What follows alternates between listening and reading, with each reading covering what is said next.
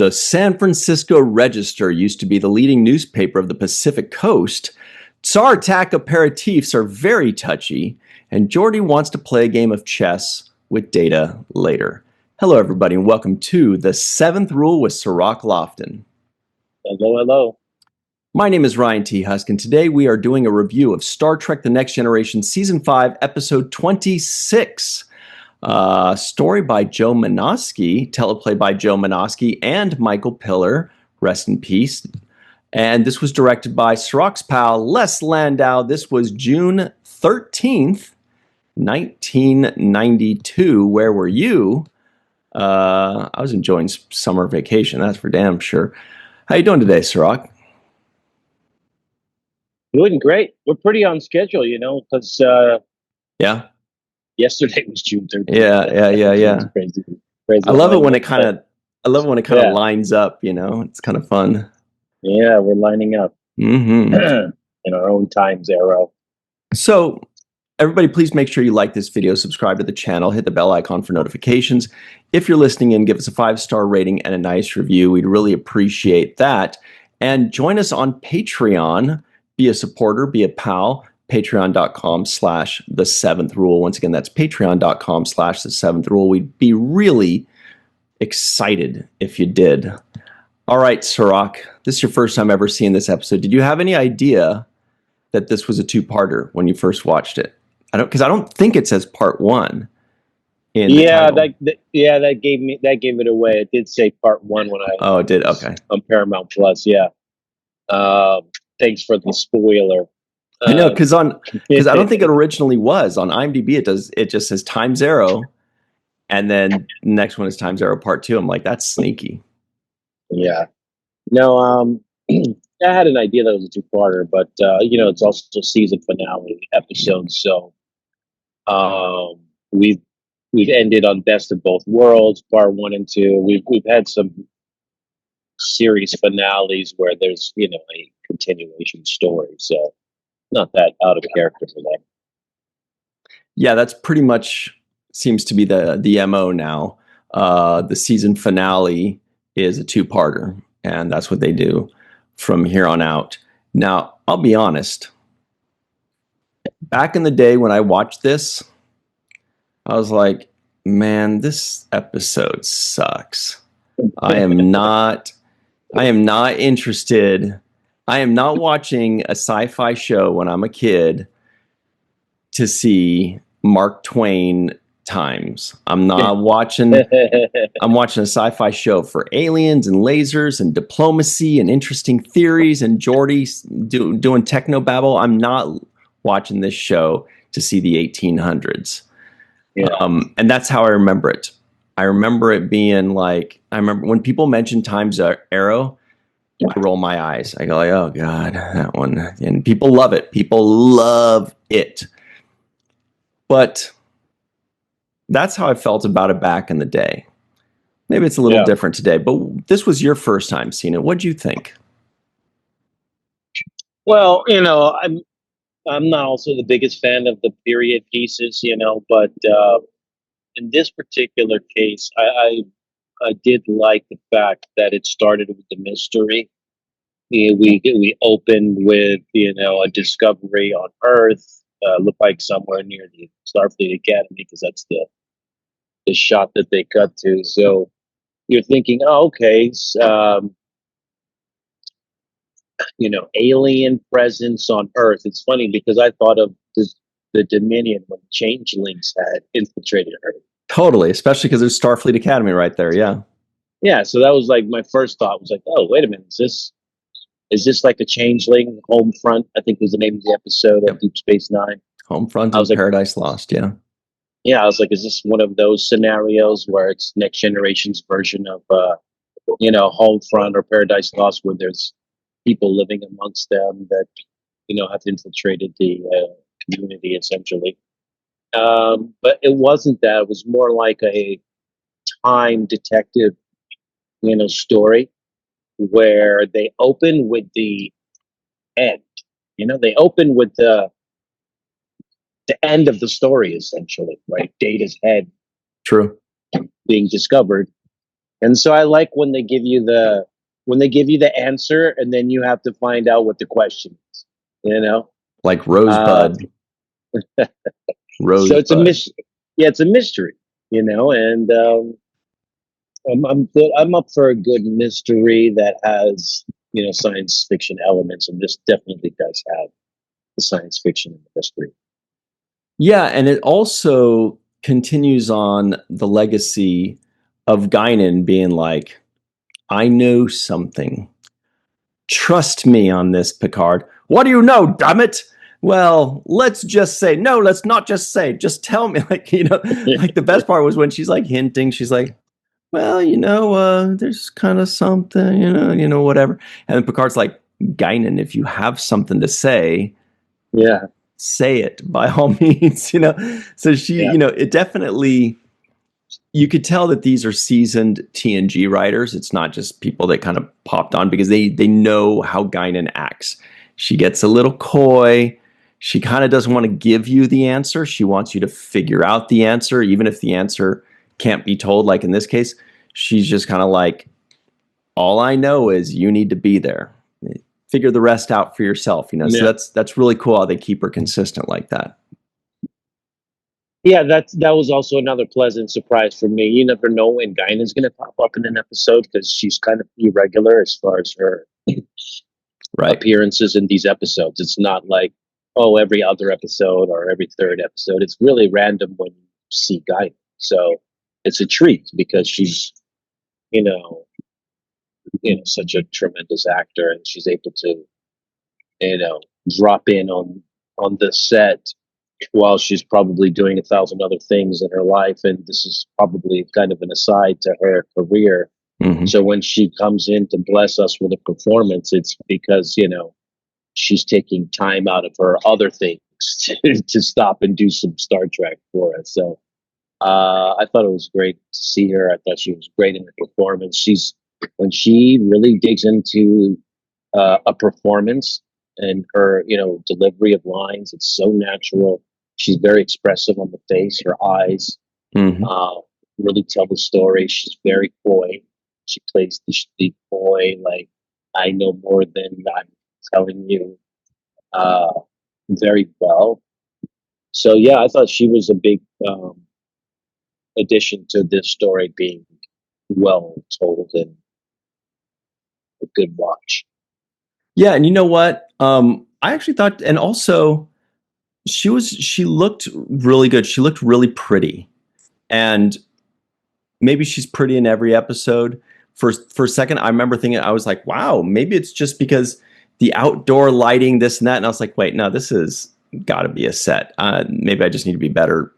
Just need to pay better attention. But I was like, wow, she looks amazing, or maybe it's just because I'm used to her always in the same garb. And when you get to see somebody, it was kind of like how, this is going to sound terrible, but then I won't use that example. I was going to say, it's kind of like when Garrick was in, it was like when Garrick was in a tux, you're like, wow, but then the same thing, like everybody on Deep Space Nine, when you put them in a tux or that you dress them up, suddenly you're like, oh, wow. Because usually it's kind of tough to look your best in a uniform or in a Star Trek thing. But when you get dressed in more contemporary things, or in this case, something from the past, suddenly you're like, damn, Cisco looks awesome.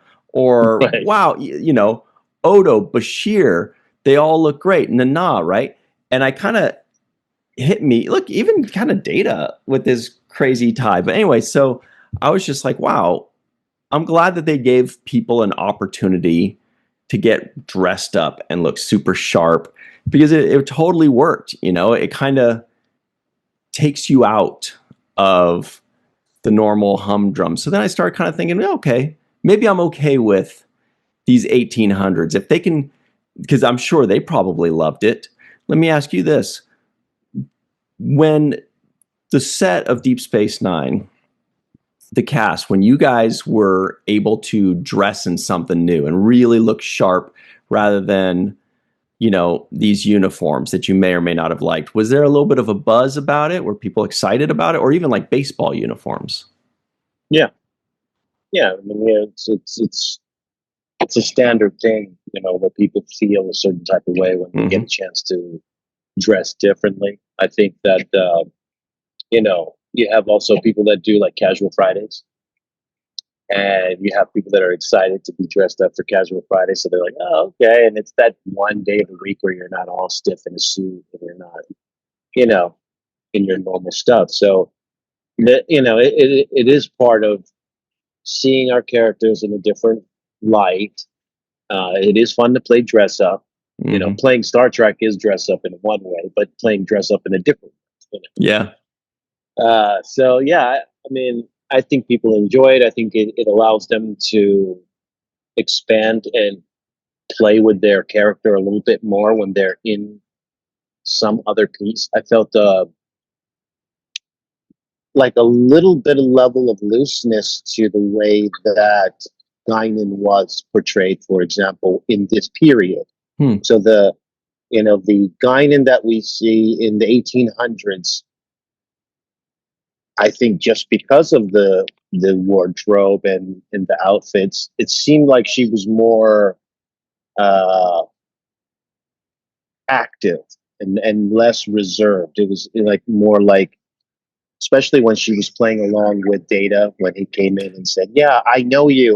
That was exactly it. Yeah, that's when I was like, wow, kind of looks amazing." And you're right. It's because she was just acting. Look, she's amongst humans that expect her to be a human, so she has to act a certain way. When she's on a starship, she can be reserved, she can be herself. But yeah, that's a good point. I hadn't thought of that she was kind of portraying a different character in the 1800s Earth. Yeah, or she has a different tonality to her character. It was a little bit looser, it was a little bit less reserved, in my opinion, than how she acts when she's on the ship.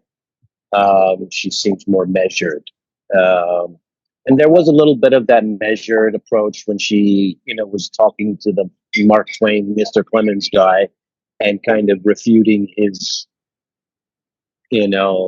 debate about the age of the Earth and all of those things. She kind of was coy in her usual coy Guinan way of like, well, maybe it's older, and maybe there are more planets out there, and so she did it in that moment. But then when Data came in and turned everything upside down, that's when you got to see a little bit more of a mischievous, like, yeah, let's go over here and talk about it really quickly. And there was a little bit more playfulness to her character.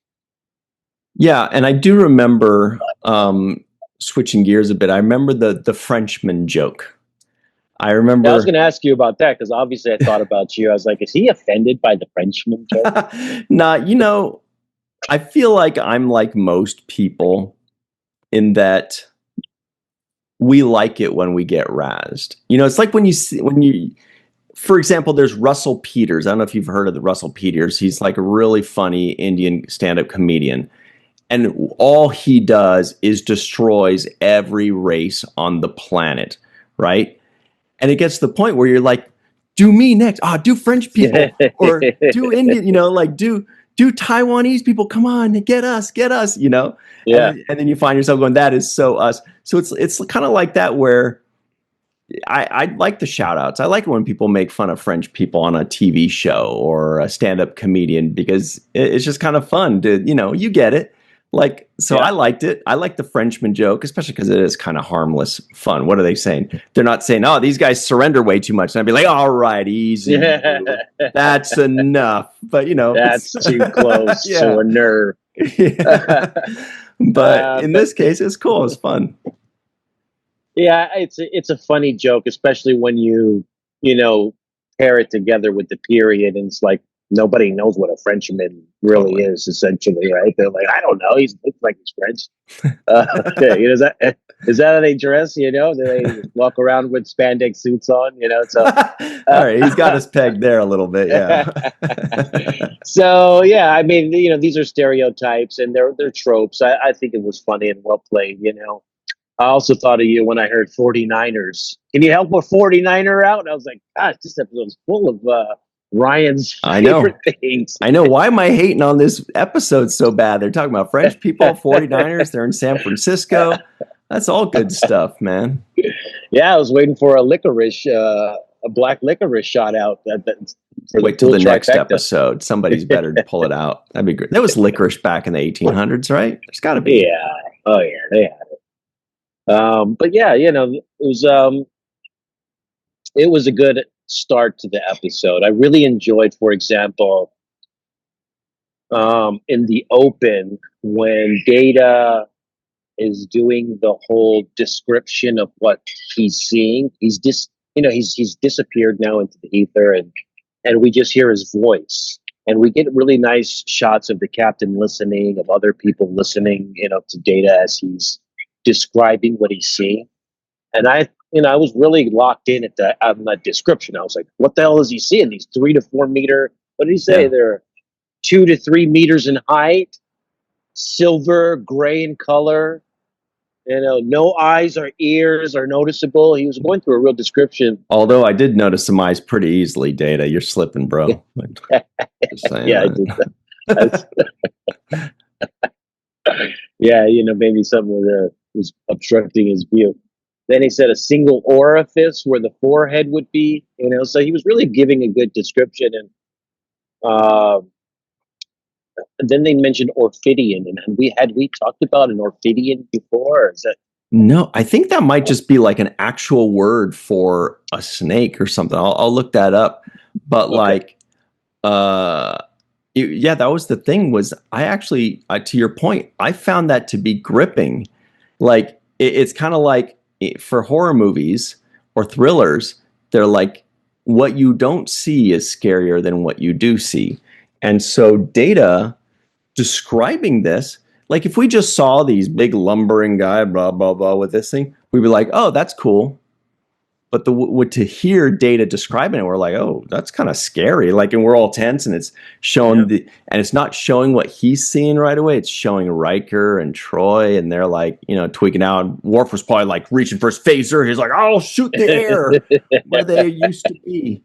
But yeah, to your point, that's good stuff. Yeah, Ophidian. I did hear him say that, and then afterwards, it looks like it means reptile. Okay, so it's not just snake, but reptile. And then that's why he said, middle of the episode, he said, I'm looking for 2 people and a snake. And I was like, what? Right. Did I miss something? What do you mean 2 people and a snake? But then at the end there, we see that very real looking snake that didn't at all look like somebody's hand. No. So that was the mystery was solved there. But I thought that was really cool that they didn't tell us the answer right away. They dropped another mystery there. And then when we saw that Muppet, we're like, oh, that's the Ophidian. That's the guy we're talking about. Yeah.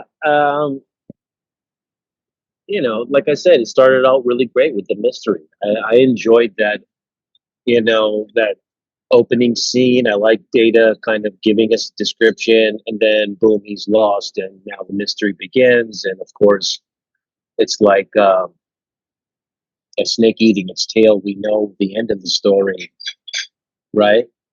Can't hear you, but we know the end of the story, but not the Ouroboros is the snake eating its tail. Yeah, really cool.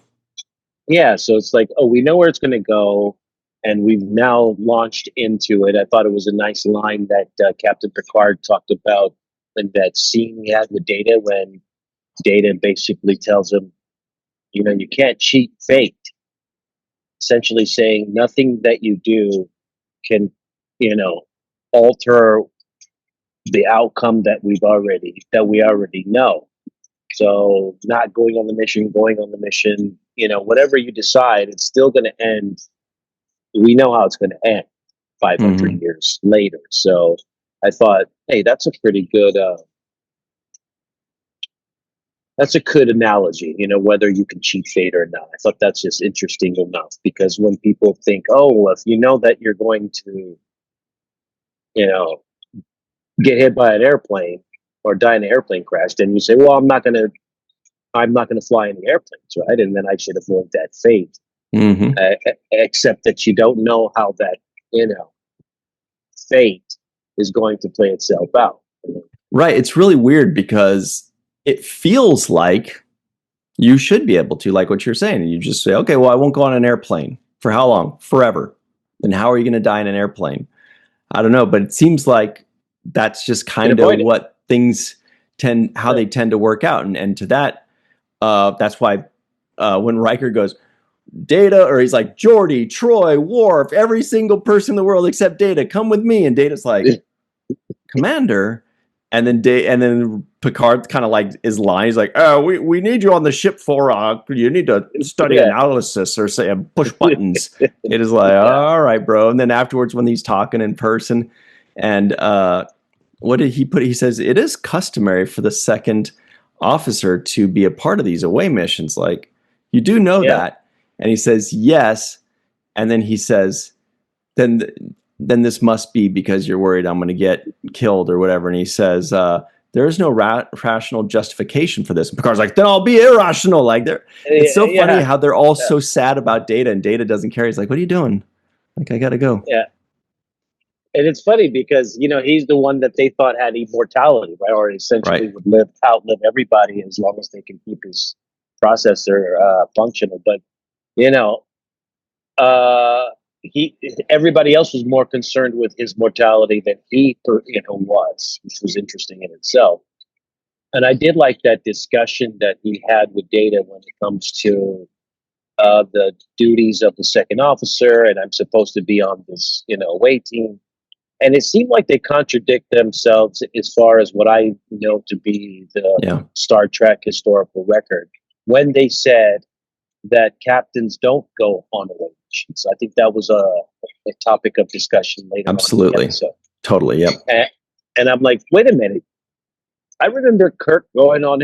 That's why they say, Kirk was the most roguish, because you're not supposed to go on an away mission. He went every time, and he'd always be like, oh, whoops, I forgot my shirt. They're like, if you're going to go on away missions, Captain, at least keep your shirt on, bro, like, and wear a belt or something if you can't keep your pants on. But yeah, so that's that, because I really think that's at least in universe. But the real world reason is just because they came up with that rule after the original series of Star Trek. Afterwards, when they're like, look, we can't have Captain Picard running around punching and drop kicking monsters and humping chicks. Like, that's for Riker to do. So we'll make this rule. So I'm pretty sure that rule came after. They might have mentioned it on original series, but I don't think so. I've seen too many away missions with Kirk. I think he was the main away mission guy every time. Yep. So yeah, they definitely revised the rules. It appears, as far as canon is concerned.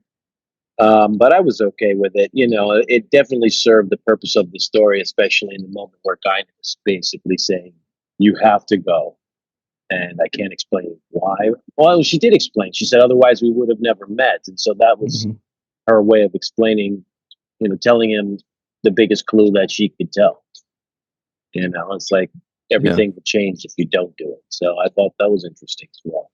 It is interesting, and it does make you wonder what Picard was thinking when she said that, because that can mean a million things when we're talking about time travel, when we're talking about anomalies and 0.004 variances. He's like, what does that mean? Does that mean if I don't go, you're going to die, or I'm going to die? We'll never meet, really doesn't know. But the one thing he does know is like, well, I guess I better go on this away mission for whatever reason. Speaking of away mission, we're going to go away right now, everybody, and take our break. It's kind of like a two-part. It's going to be like part 2, the 7th rule, part 2, coming up. We'll be right back on the 7th rule. Hello, everybody. Welcome back to Sirach. I've never time traveled Lofton. Hello. I mean, maybe he has. Well, I can't speak for him. Look, here are the trivioids of the week. They go a little something like this. There's evidence of extraterrestrials in the late 19th century Earth. There's a 12% decomposition of vitanium in the neural pathway links of Data's head. LB10445 is only known to exist on one place, Davidia 2 in the Marab sector, or Marab. Geordi wants to play a game of chess with Data later. Riker's mental pathways have become accustomed to Data's input patterns. Oh, that would have been good at the top. It is standard procedure that the second officer accompany the away team. The San Francisco Register used to be the leading newspaper of the Pacific Coast, and Sartac aperitifs are very touchy, so don't take them out on a date. All right. So where were we? I don't really remember, but I do remember that we had Mark Twain. So Mark Twain, Samuel Clemens was his real name, if I remember correctly, and Mark Twain was his pen name, right? Yeah. So that's why you had this guy named Samuel Clemens acting like Mark Twain, is because they're one and the same.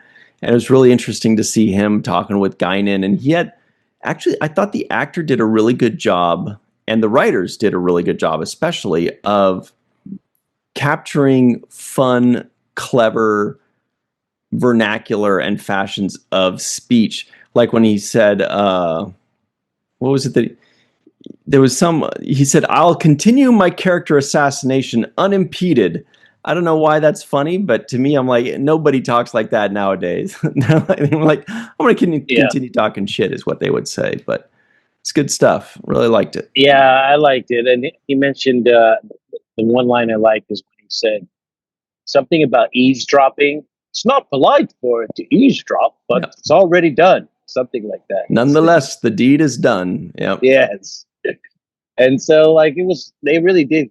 I thought the actor did a fantastic job. I actually, in some moments, was trying to guess who the actor was. I had feelings of Rene Auberjonois and the way he performs. So there was a part of me that was saying, is this Rene? Because Rene could pull that off if he were given the opportunity. But it wasn't. It was another really good character actor that was fantastic. I thought as Twain. Like, there were mannerisms that were accurate. It wasn't over the top. It wasn't, too loud. It was just right on the nose for me as far as tonality and the performance. Yeah, and I'm looking him up, and it turns out that this is not his first and only role in Star Trek.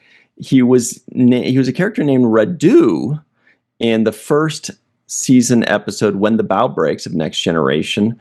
That was with all the kids, Wesley Crusher and all the kids. So he was in that episode. And then later on, he was Dr. Neria in a Voyager episode, No Deep Space Nine. This was also season 1 of Voyager. The episode was Emanations. And his name is Jerry Hardin. Phenomenal actor. I totally agree. But I'm bearing the lead. What am I thinking here?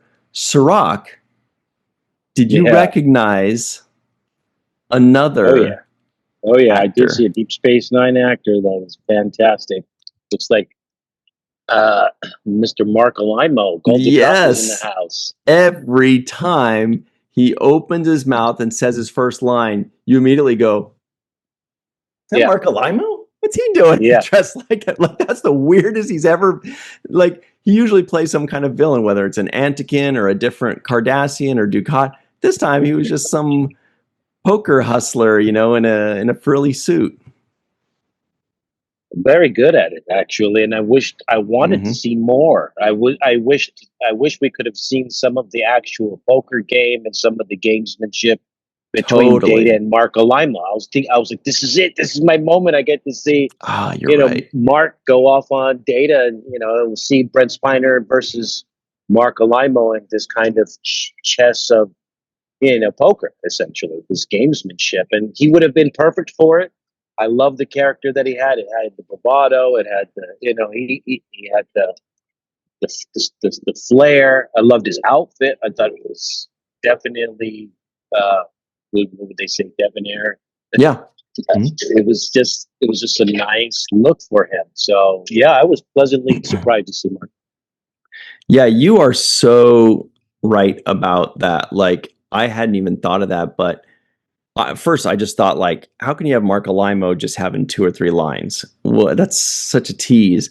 But you're right. If we could see like you said, the gamesmanship, the poker game, because poker is always like a game within a game, right? It's that mental game. That would have been so fun. And Mark Alimo, we know, could have just chewed it up there, and Data would have been hilarious. So that has to stay in our minds because it wasn't on the page.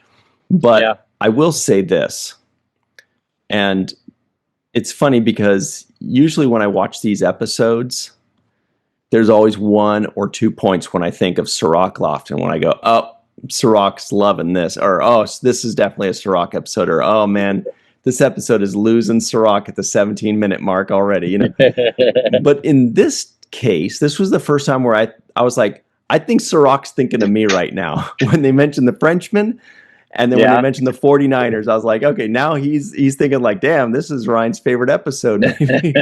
But especially when they started speaking French. And usually the number one thing is when people speak a different language, actors do, the first thought is find somebody that speaks that language and ask them, how is their French? I thought of you. How's their French? I thought of you. I was like, I can't critique the French. It sounded like A+ French to me. But, you tell me, what did it look? Was Mark Alimo's French better than Brent Spiner's French? Who had the better French? I have strong answers for all these. Number one, Mark Alimo's French was not good. He's not, I don't know if he's ever even taken a French class in his life. I mean, it's just, look, I don't blame anybody at all. Like if somebody said, Ryan, we need you to speak, Tibetan, I would memorize the sounds. They would give it to me, but nobody would ever be like, wow, that's incredible. They'd be like, all right, hopefully nobody speaks Tibetan. And actually in that poker game, there was, they really liked Tibetan with each other. That didn't work. The point is, Mark Alimo was not good. Brent Spiner was also not good, but he was less not good. And Brent Spiner tried to sell the French accent by acting like a French guy. He's like, hello. I was like, wait, what? That's what I would do. He's speaking English and he's just like, well, I think that blah, blah, blah, blah, blah.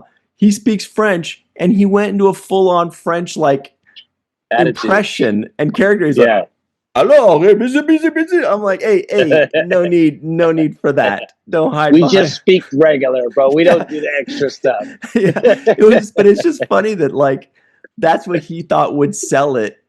Is if he went into an impression, because I've done that before too. If I'm trying to sell a specific accent, I find myself physically going into an actual like caricature impression, which is not good. But anyway, so his accent was better.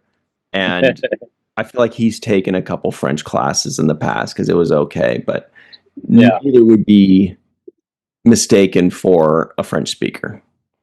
Neither one of them. Nah, not especially not so poor Mark Alimo. What would be the grade if we were doing an A, B, C, D grade? What would be the grade each one of them? Honestly, I would say they both get A+ for being English speakers, memorizing French words. That's really hard. I mean, it's just really hard. So they get an A+ for that and for acting and for all that. If I were a French teacher and they were my students, I would, for the accent alone, I would give Alimo, like a D at best. It was just not a good accent. And I would give Brent maybe a B. If I was just talking about like, if they were taking a class. Just the language itself. We're not critiquing the performance or the. Yeah, that was. We're just talking about it to the ear, how abrasive or not is it. If they went to France and they said one word in that accent, a French person would immediately say this is American. They couldn't even they wouldn't even be able to sneak one word. They couldn't even say hello in French without the French person saying this American. Okay. Anyway, so, but great job because I know how hard it can pass the smell test according to Ryan. Wasn't close. But still, again, major kudos for memorizing lines in a different language while you're also acting and performing. That's actually really hard, so it's fine. Well, for us non-French speakers, it was an A+. I was perfect. I was convinced. I was like, hey, that's good enough for me. You're like, Data is straight up acting like a French guy. Yeah.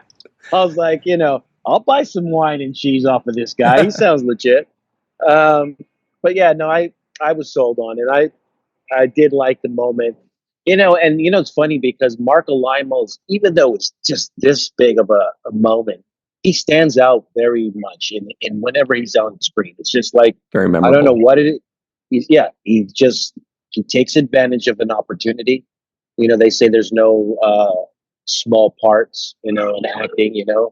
If you get an opportunity, you take it, you shine, and who knows if moments like that lead to you being called back, and next thing you know, you're the best villain of all time on Star Trek. You know what I mean? So Yeah, that's what I'm saying, and we've seen this play out many times with the guys who had their guest star, you know, moments, and then turned it into something totally. bigger.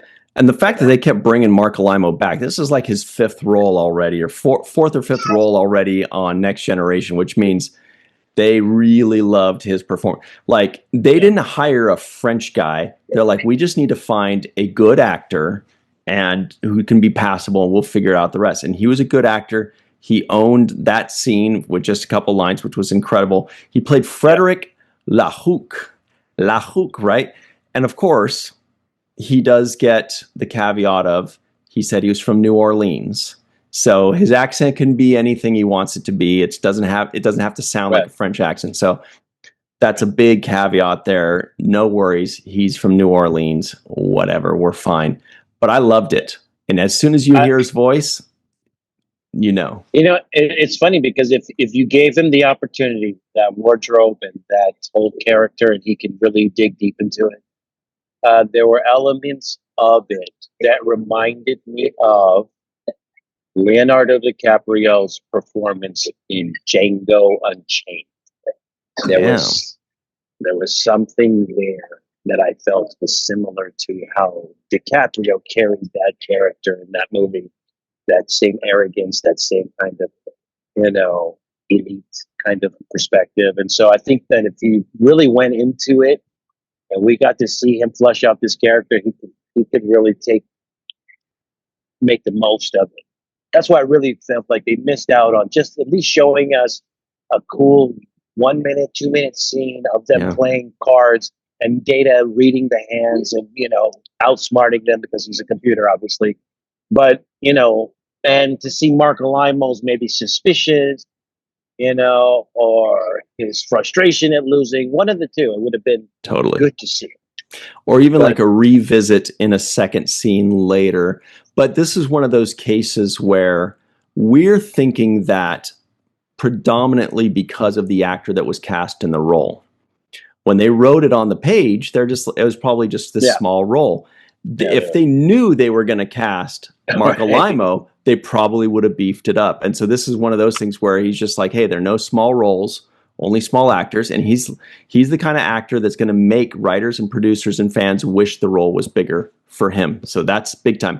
And by the way, when you mentioned he carried that certain amount of arrogance, then I was like, well, then I guess he nailed the French thing. So that's validation right there. You just validated it. Yeah, it was total sell. And then there was another moment in this episode that jumped out to me as being special and just fun to watch, where I had to rewind it because it was something special to watch. And that was when Troi was doing her imitation of Data to Frakes. She said, let me see, how to describe friends, and her line was, as I experience certain sensory input patterns on my mental pathways, become accustomed to them. The inputs are anticipated and even missed when absent. I mean, what a great, she even went into the delivery. Yeah. She hit the same kind of, sound wave that he delivers his lines in with this rhythm. I thought it was great as far as her ability to imitate Brent Spiner. It seems like one of those things where her first thought was probably like, as an actor, was probably like, nice, this is going to be awesome. But then when she started looking at the line, she's like, whew, I need to put a little extra time to memorize this ass line. This is long, and and then probably Brent's thinking like, I understand you have to nail one of my many, many, many lines I usually have. And, he's probably thinking like, somebody else can feel my pain. And Yeah. Geordi's like, hold my tricorder, bro. You should see my lines. And Riker's like, mine are chill. Mine are easy. Exactly. Riker's like, I can do this with my, my hands tied behind my back. This is easy stuff. But yes, when you hear how he phrases things, he has to learn these lines. So that would be a data line, right? And it is not easy for your, like I had difficulty reading it. It's like, especially trying to, you know what I mean? It's not easy to get these words out. It's not part of your normal way of speaking. It's not something that you can maybe like put an accent on, and it's still something that's easy to understand. This is like, you have to talk like a robot. So you know what I mean? Smart So robot. I enjoyed it.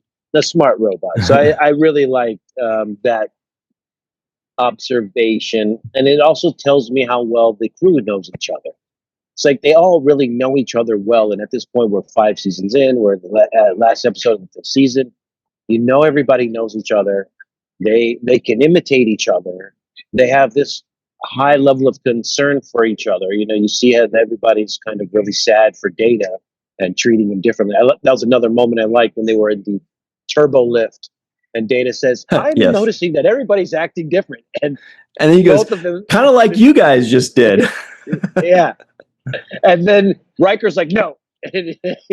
And they both give a different answer. You know what I mean? I thought that was funny too. So, I mean, this episode had a lot of good things in it. I know I'm not the biggest period piece guy either, but in this particular case, you know, when you add the science fiction element to it, I also thought to myself watching it, I was like, how cool would it be? Like, how much of an advantage does Data have in the 18th century, right? Like, he has the blueprint of all the things that are going to be invented. Not only does he know how to invent everything, but he also has the physical ability and the mental ability to do it, which is unbelievable. But, we only have a couple minutes left here. So you kind of touched on something that I totally forgot I wanted to bring up, which is this is the last episode of the 5th season, Sirach. I mean, can you believe we're already 5 out of 7 seasons? So I kind of was wondering, where are you right now with the Next Generation? They've clearly come into their own. This is season 5 is quintessential, no pun intended, because it isn't quint like a prefix of 5, but it's quintessential Next Generation. This is when people think of Next Generation, this is what they picture. What are you thinking about TNG right now? I think it's a fun show. I really have enjoyed it. It's got things that make you think. It's got humor in it. It's got really well developed characters that, mesh well with each other. And I have seen the growth of Captain Picard in this show. I've seen him go from kind of a little bit,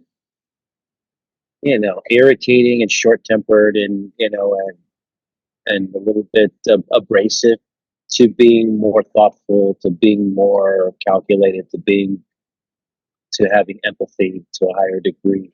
So I've seen maturity and growth in Patrick Stewart's performance of his character. So I like that too as well. But I think this show still, and it's funny because now we're 5 seasons. This show still revolves around Data for me. Yeah, amazing, huh? I can't not like him the most out of all of these characters. As much as I'm, the captain of your show is the star of the show, and usually there's the face of the thing. But I don't know, this thing is Data's character is so, it's part of the imagination of all of us that wanted to have, cybernetics and see cyborgs and see computers. I mean, artificial intelligence, advanced care level where it could mimic human life in these kinds of ways. And so he is the embodiment of that. If artificial intelligence had its own deity, it would probably be Data. Nice. If it mined all of the world's information and watched all of the stuff, it probably would say, yeah, Data's like is closer to how we would want to be manifested into a corporeal form Yeah. than some of the other nightmare versions of what we've seen in Yeah, we've seen, cars, you know, like Terminator. Terminator and Space Yeah. Odyssey and all of these things, you know, where the AI becomes a threat, or you know, it's the thing that's where, you know, the threat to our own existence. Doesn't seem to be the threat to our own existence. He seems to be the the, the beginning of his own existence, of a different kind of existence, and I think Mhm. that's what makes me so intrigued by his character. Yeah. And I think you echo the sentiments of the fans from 30 years ago. I think that they looked at Data and were like, I think he became the breakout character. He kind of ascended the ranks into being, you know, it's kind of like fans. What Spock is to the Right. original series, Data is to the next generation. He Totally. is the Spock of this show.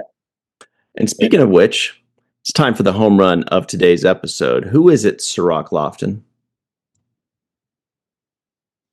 know, you know what?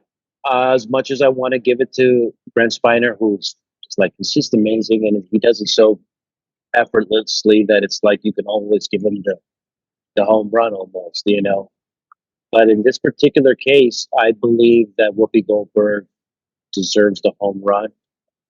There were subtle moments there. She's soft when she needs to be. She plays the beats perfectly, and in a very unusual way that I don't think any other actor can really pull off the way she does it. I love watching her on screen. She radiates to me, and I would give her the home run as Guinan. I think Guinan's character kind of stole the show right up at the Mm-hmm. end. And so, yeah, she snuck up and took the home run away from Yeah. Yeah, she robbed him. She jumped over the fence. yeah. Like that one dude on the A's. Oh my God. Did you see that a few days ago? That was insane. Yeah. And I was sad that when you said Data does it effortlessly, that you didn't say he makes it look steffortless. But look, you know, that's everybody knows Inside the NBA TNT. Rest in peace to them because their show just ended. But I agree. I mean, Data obviously carried the show, but Whoopi gets the home run today because she did the most with the shortest amount of time. Besides, I mean, oh my God, besides Mark Alimo, but Yeah. she had basically, you know, one long scene, but she did so much with it, and she got to do something different than what we usually see. Whereas Data, he was just in a different situation, but he was still being Data. He wasn't anything terribly different than who he always is. It was just Data, fish out of water kind of situation, whereas Guinan got to be a different kind of character, or Whoopi did.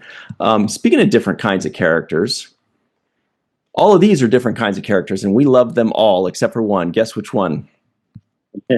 Dr. Anne-Marie Seagull, Eve England out in Wales, Yvette Blackman, Tom, TJ Jackson Bay out in Missouri, Titus Moeller, Dr. Mohammed Noor, Anil O. Palat, Joe Balsarati, Mike Goo, Dr. Stephanie Baker, Carrie Schwent, Faith Howell, Edward Foltz, The Matt Boardman, Chris McGee, Jake Barrett, Henry Unger, Allison Leach Hyde, Julie Manosfi, Jed Thompson, Dr. Susan V. Gruner, Glenn Iverson, Dave Gregory, Chris Sternett, Greg K. Wickstrom, Cassandra Gerard, Chuck A., Chris Garris, Mark Zutkoff, Lamaya Lancaster, Sean Mouch, Amiram Mizne, and of course, Jason M. Oken. All right, everybody, stick around. I thought of something about Eve.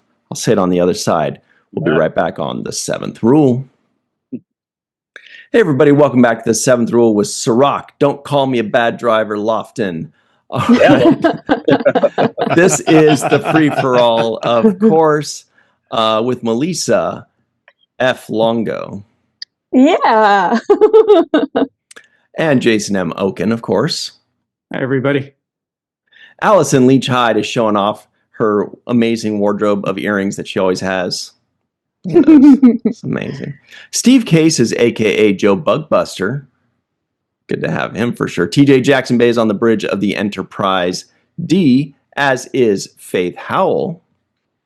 Cool uniform, too. Chris Garris is floating outside in space. Carrie Schwent has a cool background. I don't know what that is, but she'll tell us. Oh, that's why I don't know what it is. Chuck A has his great background of all of his goodies. As always, we have Chris McGee, who is the Dark Lord, and Matt Boardman, who is the. All right. All right. Jake Sisko guesses the IMDb score. I think this one is like around an 8.3 or an 8.4. Does anybody else have any guesses that doesn't already know? I'm going to give it a 9.0. I'm going to get 8.2. Thinking 8.5. All right. One of you is exactly on. So you get to pull out $100 credit. It's Sirach Loft, and it's an 8.3. Yeah. Wow. Incredible. Nice. Right on there. Unbelievable. Did we get any non-appearance mentions today? I didn't catch any. One. Lore. Oh, Lore. right. Very good. Yeah. Okay. I did say lore. Also, I caught one, some kind of, where is it? It was, yeah, but I only caught one. I don't pay attention as well as I should. It was Worf who said some kind of guerrilla war, right? Indeed. What else was there, Chris McGee? Earlier on, Geordi was describing what the Davignians might be like, and he says it also might mean they're shapeshifters of some kind. Good. Then later, as Data is explaining what he's seeing as he's shifted and he's in the cavern, says they're reclined against the rock face, surrounding an apparatus of some sort. And then the next line, describing or speculating on those energy fragments from that apparatus, says perhaps some sort of nourishment. Wow, So four. Unbelievable. All right. Speaking of unbelievable, everybody, Melissa Longo, please get us started off on the right track by telling us what you thought of this particular episode. I enjoyed this episode. It's fun. I like that. I like the time travel aspect of it. I enjoy that almost everyone, seemed to have something to do and played a part in telling this story. I enjoy the relationship building between all of the characters, between Data and Geordi, and we get to see more with him, between Geordi and Guinan, between Guinan and Picard, between Guinan and Data. So there's a lot. The guy who plays Samuel Clemens is really funny. I love I love his portrayal of that. I say.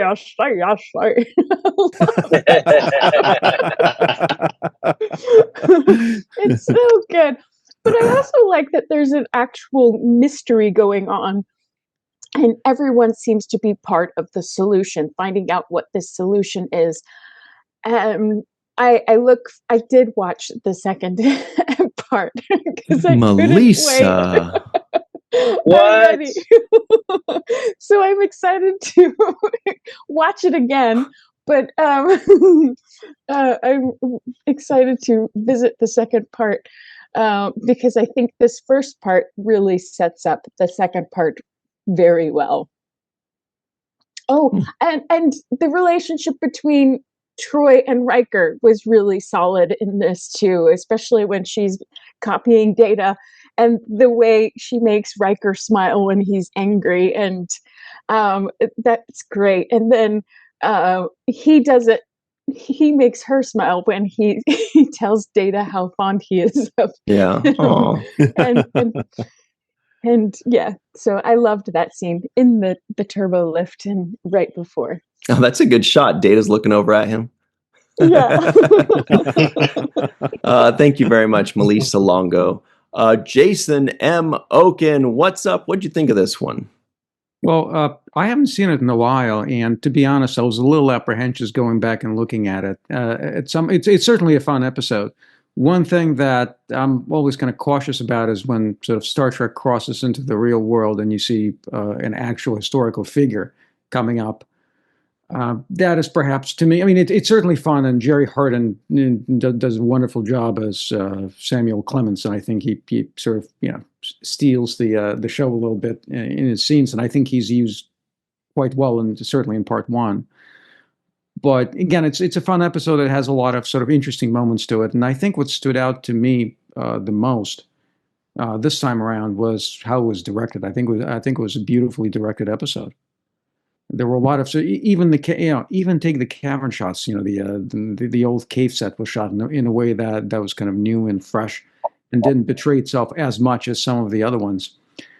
When the Data's head is being examined, and Data gets up, and you actually see him come up from behind the head, and then we get the camera panning around the head. And one thing it kind of reveals is a guy in a shirt standing in the background that kind of got caught there. If you look carefully enough, you'll see that. Again, wonderful moments. Actually, it's the end of the season, and it's nice to get something like that at the end. And what Melissa has in her background, the turbo lift has been worn so much you can see the carpet coming off the walls. So even the set is ready for a summer break. But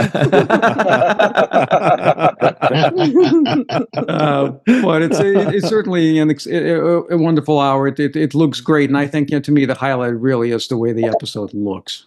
Yeah. Thanks very much, Jason M. Oken. Great as always. Allison Leach Hyde is here in the heart of New Mexico. What'd you think of this one? I love this episode. It is fun, and I never stop. In between the episodes, and I did stop in between them this time, and I'm just like, wait, it stops here? No! This is a cliffhanger for the end of the season again, and they weren't originally going to do a cliffhanger. Oh, really? But they did, because Deep Space Nine was coming out, and they wanted the fans to know they weren't stopping with TNG. And so they're like, no, we'll end it on a cliffhanger, so there's something for people to look forward to for Next Generation for the next season. So I thought that was interesting, but I don't think I saw it as a cliffhanger. I think I saw them all together. But I love this episode because it's nothing but our characters interacting with each other. Yes, we have a mystery, which is really cool, but the mystery is about one of our characters and the end of their existence. And so everyone is sad and tense about it, but there's so much humor in this episode. I really enjoy it. All of the Guinan scenes, and of course, she's a main character in these two episodes. But I loved her in the bar, mixing her drink and talking to Picard and ending her little talk, with Geordi of, oh, full circle. I'm like, oh, well, that just brings a mystery to us now. So I thought it was written well. We're forever building up our anticipation of how do we get to Data's head in this cavern under San Francisco. And I even enjoyed that first scene with them took forever to get to the reveal of why they're here is Data's head in the cavern. I'm like, this seems like a lot of buildup. I know it's for entertainment, but I'm like, I think I would have just led with that. Hey, your head was found here. Do you know? So, and I also loved that Mark Alimo's character is mirror universe Samuel Clemens. And I thought that was great. And, sad we won't see him on Next Gen anymore, but he's too busy over on Deep Space Nine being one of our favorite villains. So glad to keep him that way. So yeah, enjoy it. Can't wait to finish the watch for next week. Great stuff. Allison, only critique is you mispronounced heroes when you said villains by accident about Gul Dukat. TJ agrees. All right, Steve Case, aka Joe Bugbuster. What did you think of this one? I didn't remember much about it when I came back into it, other than Data's head, of course, and Mark Twain I remembered, but I didn't remember much else from the episode. Stuff like going back to old San Francisco, didn't remember. Poker game, didn't remember. But one of the players who we were just talking about, Frederick LaRue, the guy in the red, looked familiar and especially sounded familiar. And yeah, it was Mark Alimo, who played Gul Dukat on Deep Space Nine. it turned out he also had some other firsts. He was the first Romulan commander ever, the first Romulan ever. He was also the first Cardassian ever in any Star Trek series. So it was fun looking into that. When Guinan tells Picard that he must go on the away mission, suggesting that this is where they first met in old San Francisco, a little something perked up again, like, I remember something about that. And then Data building something with electronic parts. That's the picture I liked here. That scene really reminded me of Spock doing the same thing in a hotel room in the city on the edge of forever in the original series. A little bit different time, a little bit different part of the country, but very similar scene. So I really enjoyed that. I've got some things left unsaid, but I generally like the episode, and I'm looking forward to rewatching part 2. Great stuff. Thank you very much, Steve Case, aka Joe Bugbuster. All right, TJ Jackson Bay. This is a top 3 episode for you, maybe. What'd you think of it? It is up there. It's a good one. And I also, like Allison, have not yet watched the second part because I'm like Melissa, we have a little bit of self-control. Actually, I just didn't have time. I'm kidding. Because it really does leave you hanging. And I was like, I had the same reaction. I was like, this is where they stop? Like, come on. And so, I also feel like there's so much about the whole episode that I want to say, but I confine my comments to just this part, and I'll have some unsaid things left.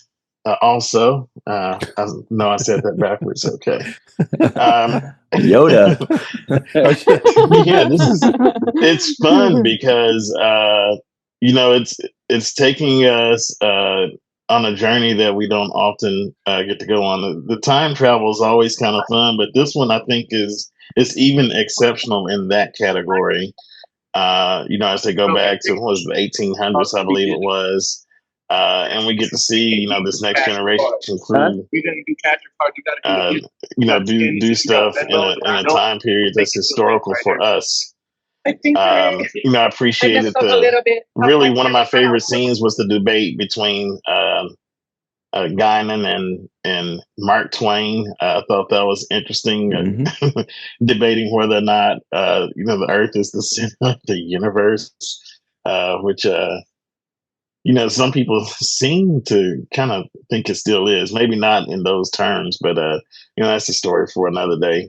But I really enjoyed that scene, and I think I kind of led on. What my favorite quote, one of my favorite quotes of the episode was. I appreciated the one with Deanna emulating Data. She even did like a Data impression. That was pretty cool.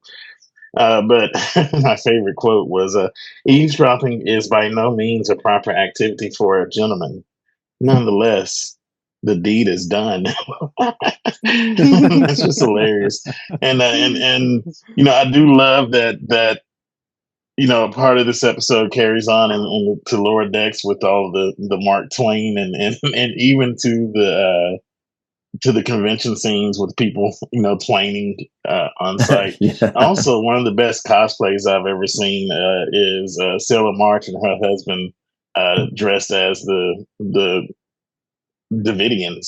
So that's pretty good if you know her and see her pictures or something. That's worth looking at if you've never seen it. But that's all I have to say for now, but I got more for later. And there they are. Real quick, just because you said eavesdropping, we have to mention that if you say Eve's name, we have to talk about her. Real quick, she said she couldn't make it today, but she said she loved the episode and it even had a Welsh link. Here it is. She said, ooh. Alfred Russel Wallace, who was mentioned in the episode, she said Alfred Russel Wallace, who Mark Twain was talking about, used to live in our house. What? Wow. What are the chances of that? Anyway, Wow. great stuff. Cool. Thank you very much, TJ Jackson Bay out in Missouri. All right, Chris Garris, the dinner bell is ringing. What do you got for us?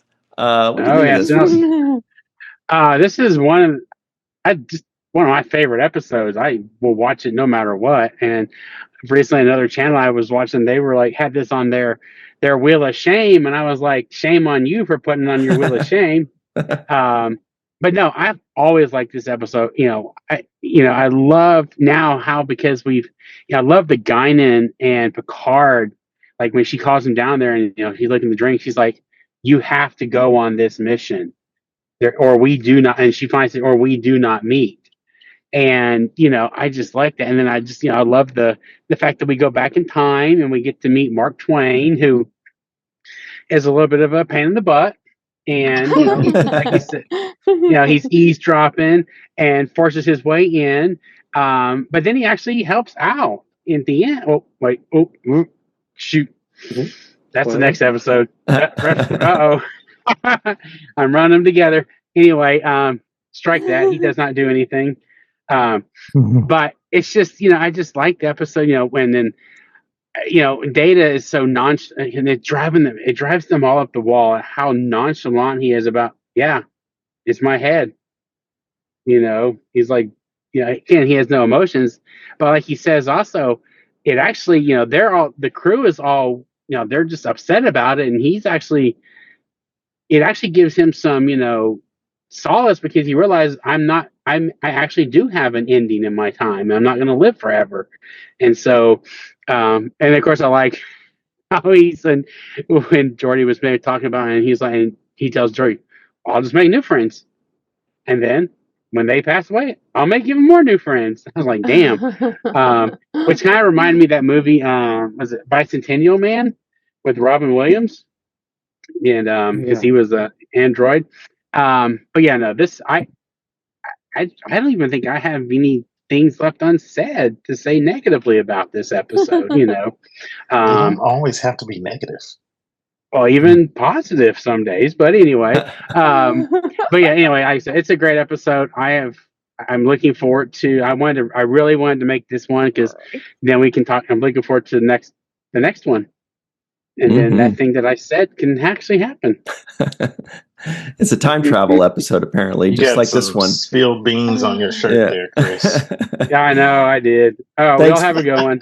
Thanks very much, Chris Garris. We will see you next time in Southeast Texas. All right, Carrie Schwent, a.k.a. Crafty Bear, one of the coolest shirts I've seen in a long time. What'd you think of this one?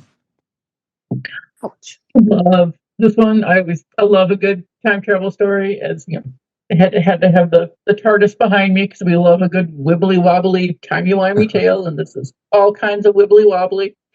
And I love, the Data's head, just the expression on Data's face and the Data's head, just it makes me chuckle. It makes me chuckle a little bit. We'll see it again later on, and apparently they reused the head as a Borg head on Voyager and Unimatrix Zero. So I'm looking forward to the next time I watch that episode, so I can see if I can recognize Data under whatever Borg stuff they put on top of it. And I love that they chose this time period for the going back to just the sets and the fashion. I love how they dressed back then, like the way Guinan is behind Ryan there. She always looks fantastic in purple, but that outfit, especially with the feather, and love all of it. And Jerry Harden, I've talked about him before. He was in the season 1 episode when the bow breaks, when Wesley and all the kids get kidnapped. So I've gushed about him, about X-Files, and Dr. Quinn. But something I found out that I really liked, I very much enjoyed him as Samuel Clemens. Loved the look. His voice was fantastic. And apparently he enjoyed playing that character so much, he created a one-man show that he played, I guess, off and on just for ages and ages afterwards. I would have loved to have seen that show. I bet it was a really good time. And the only other guest star that I'm going to highlight is Mark Alimo. Got to gush on that whole look, the hair. I'm not a fan of facial hair, but the facial hair he had in the episode worked for that outfit. I want that vest. The pattern on it and the colors are so cute. When Tito walks into his room wearing that vest and then the hat with the feather. I laughed. Yeah, I really, really laughed my butt off. And once again, Data has proven he has mastered somehow comedy. The bit with the anvil when he grabs it and starts walking, and then he drops it and says, "Ow." Yeah, makes me laugh every single time I watch it. And I had the theory. I loved the old 49er, the homeless guy.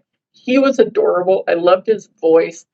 The dude, he coughed very well. It was very, very believable. But when the couple show up, his reaction when he sees them tells me he has seen them do that to his other friends, or he's seen them do that before. The way he reacted to seeing them, and like TJ, I love Marge. The cosplay on the cruise is fantastic. I saw them once with the bag she had. They had smoke coming out of it, and I think the snake's eyes had like these glowing like LED lights that they posed for pictures with. Yeah, her cosplay, Marge's cosplay is awesome. But yeah, like Melissa, the Troi and Riker scene, and then later when you added Data, just tear prick city. They so much great face acting in that. Riker's smile especially, and Marina nailed Data's head tilt before he started, and it's like literally a blink and you miss it. If you don't notice her tilting her head, you miss it. But very much enjoyed that. I did not recognize the kid that played the bellhop guy, but I very much enjoyed him, and I thought the idea for the limerick for the episode kind of came from him. So I'll finish with that. There we go. The strange pale Frenchman says that he's lost. From home in his PJs, looks like he was tossed. He won money in poker. Guess that he is no joker. He tipped me quite well. Looks like he's the boss. Who's the boss? Thanks very much, Carrie Schwent. AKA Crafty Bear. What did you say? Sorry. The poor croissant. It was all smooth. Yeah. So delicious. Yeah. Another French thing, by the way, in the episode. Chuck A loves France. What did you think of this episode? Well, I really like this episode. There's been a lot of negative talk on other reviews about how they did not like this episode. I believe Chris mentioned a little bit.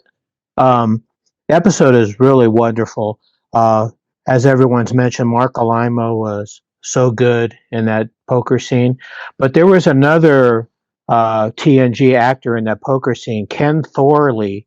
He was the in the poker scene as well. He played Mr. Mott. Oh, cool! Star Trek episodes. Yeah, he was really good in that too. And then the one of the other poker players says "pale face" to Data. That was really funny. You go back to the opening scene. I mentioned this in an earlier review. From Lower Decks, spoiler, Data mentions the man in the silver jumpsuit was the one that took him into the cavern. And the scene where they're in the Davidian homeworld where Picard beams in, and and is finding out what's going on with the investigation, I guess you call it. And he tells Worf to go back to the ship, and Worf says, security for the captain was really good. And then Worf says, "Beam me up." He didn't say "beam me up, Scotty," but of course Scotty wasn't there. But I laughed at that one. I'm looking forward to part 2. It's a good conclusion to this episode. And as mentioned, Carrie mentioned, Jerry Hardin was in the first season when the bow breaks. He was so fantastic as Mark Twain Clemens, and I thought he did such a great scene with Data, and then the scenes with Guinan, and it was really wonderful. Really enjoyed the episode. One of my favorite episodes. One of your favorites. That's good stuff. Yes. Thank you very much, Chuck A, aka TNG Fanatic. All right, Chris McGee, it is time for the Dark Lord. What do you think of this one?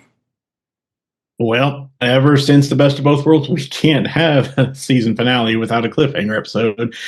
And this one, which was affectionately known during the summer of 1992 as the Data's Head episode, finishes out season 5 nicely.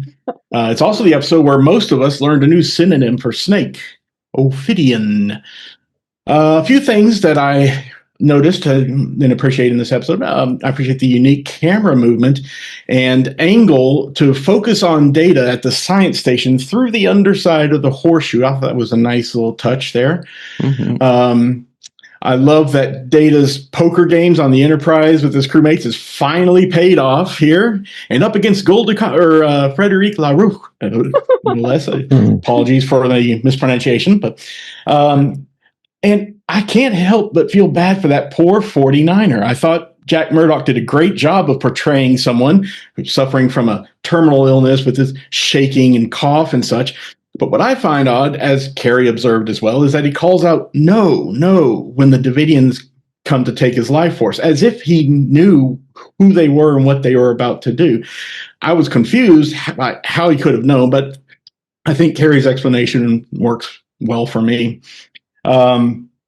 One thing I only noticed during this most recent watching of the episode is, as Steve said, Data building the contraption in his hotel room reminds me of Spock building a tricorder power source in a 1930 New York apartment from arguably the best episode of Star Trek ever.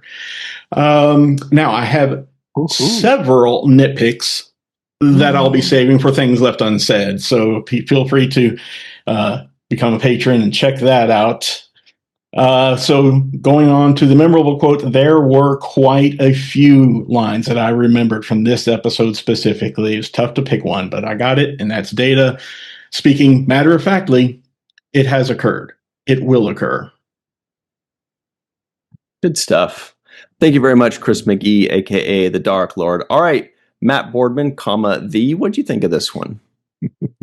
Okay, do you guys remember when we had to watch these episodes and wait an entire summer to see the conclusion and how and it would end and you'd be like, son of a gun, I gotta wait 3 months before I get to see what happens next, and it goes into reruns.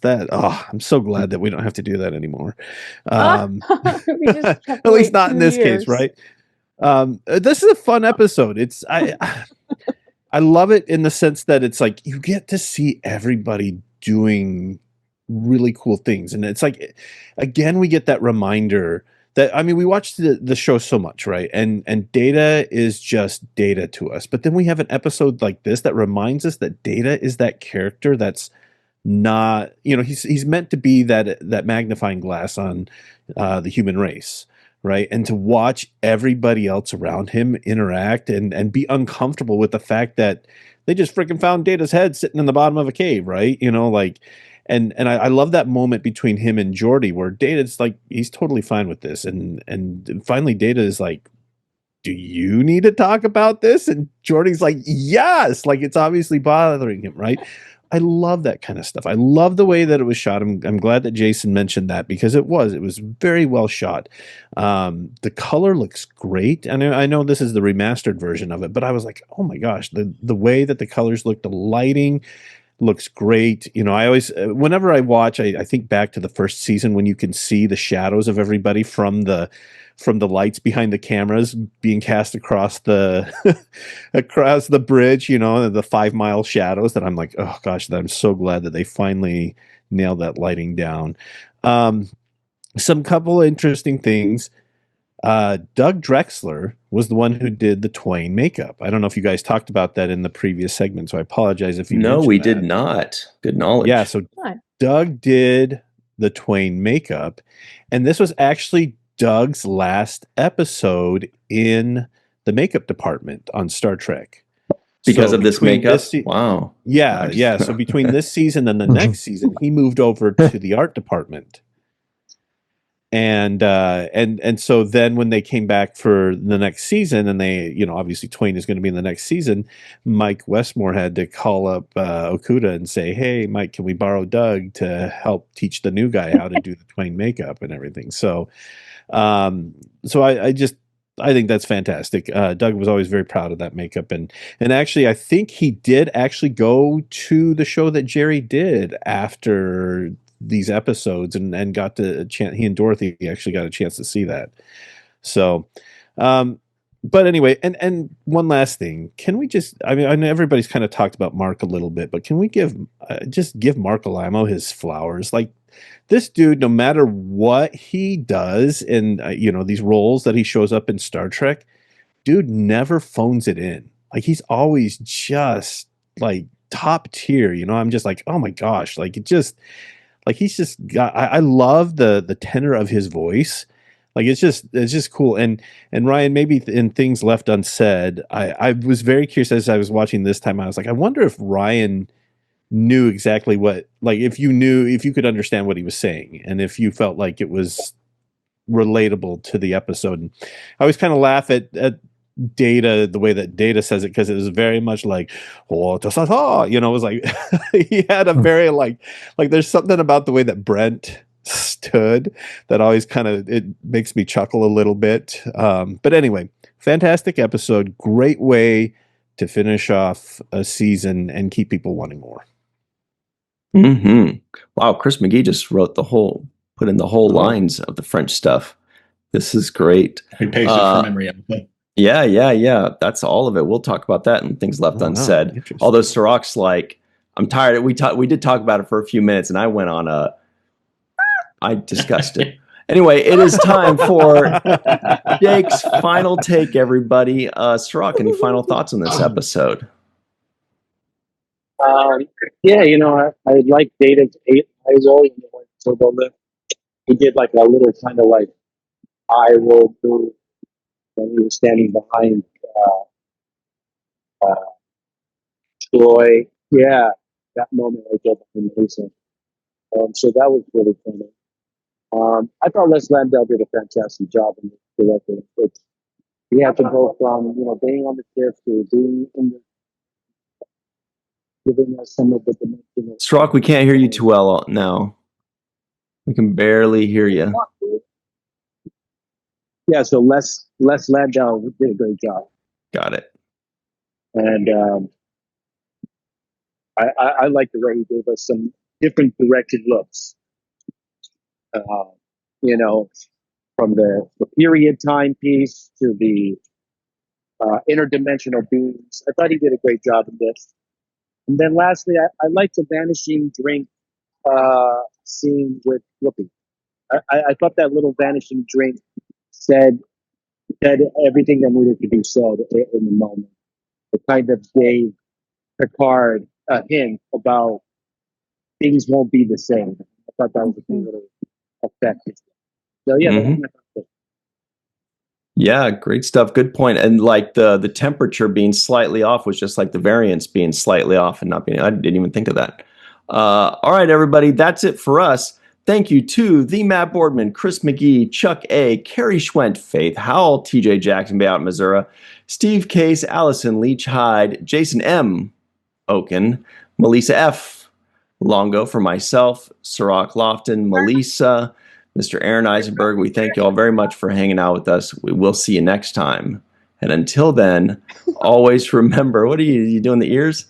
The 7th rule.